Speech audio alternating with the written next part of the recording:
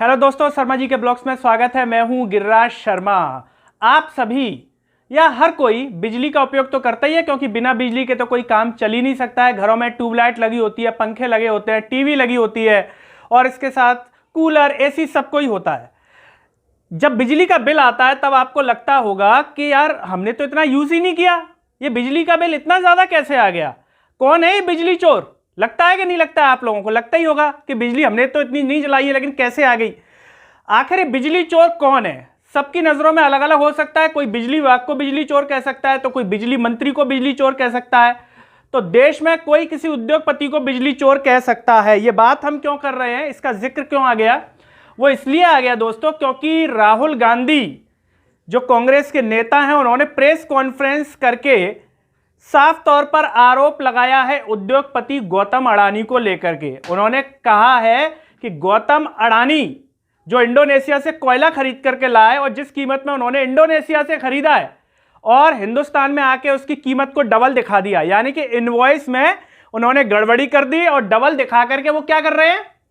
वो कर रहे हैं लोगों की जेब से पैसा वसूल रहे हैं, यानी कि चोरी कर रहे हैं। देश के प्रधानमंत्री नरेंद्र मोदी को इसकी जांच करानी चाहिए, लेकिन मोदी जी हैं कि जांच नहीं करवा रहे हैं। ये राहुल गांधी ने साफ तौर पर आरोप लगाया है। तो क्या लगता है कि गौतम अडानी देश में बिजली की चोरी कर रहे हैं?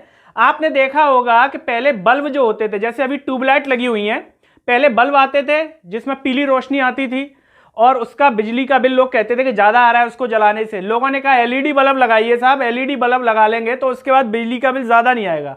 क्या ऐसा हुआ है? आपने एलईडी बल्ब लगाए ही होंगे, आपके घरों में भी लगा होगा। क्या बिजली का बिल उससे कम हो गया? नहीं हुआ। तो कहीं ना कहीं तो चोरी हो रही है।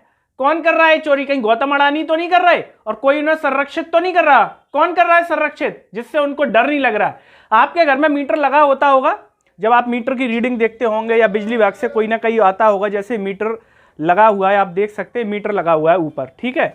इसकी रीडिंग जब आप देखते होंगे तो आपको लगता होगा इतना तेज कैसे बढ़ गया, ये इतना बिजली का बिल कैसे आ गया, हमने तो जलाई नहीं है। तो तब आपको पता चलता होगा कि हमारी तो जेब कट गई, हमारी तो जेब काट ली किसी ने। अभी जेब कौन काट रहा है हिंदुस्तान में? गौतम अडानी काट रहे हैं जेब, देश की सरकार काट रही है जेब, कोई ना कोई तो काट रहा है, क्योंकि आदमी की आमदनी बढ़ नहीं रही है लेकिन जेब कट रही है। तो आप लोगों को क्या लगता है कि जेब कौन काट रहा है? और गौतम अडानी की जांच इस मामले में होनी चाहिए कि नहीं होनी चाहिए? या गौतम अडानी प्योर ईमानदार हैं, प्योर जो है उनको किसी भी प्रकार की वो धोखाधड़ी नहीं करते, पूरा पैसा उन्होंने ईमानदारी से कमाया? क्या लगता है इसको लेकर के? राहुल गांधी के आरोपों पर देश की मोदी सरकार क्यों चुप है? फाइनेंशियल टाइम्स ने बाकायदा इसको खबर को छापा है कोयले को लेकर के, कि कोयले की कीमतों में हेरफेर कर दिया गौतम अडानी ने।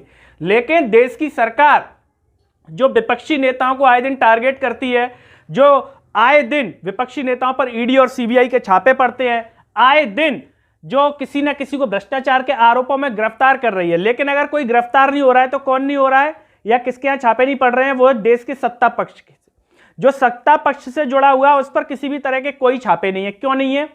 क्या सत्ता पक्ष के लोग प्योर दूध के धुले हुए हैं, ईमानदार हैं, गाय भैंस का दूध बेच करके पैसे कमा रहे हैं, या ये भी भ्रष्टाचार है, या इनको शासन का, सरकार का जो सपोर्ट है इसीलिए भ्रष्टाचार कर रहे हैं? और गौतम अडानी इतने कम वक्त में इतने ऊपर कैसे पहुंच गए? चोरी करके पहुंच गए या ईमानदारी से पहुंच गए?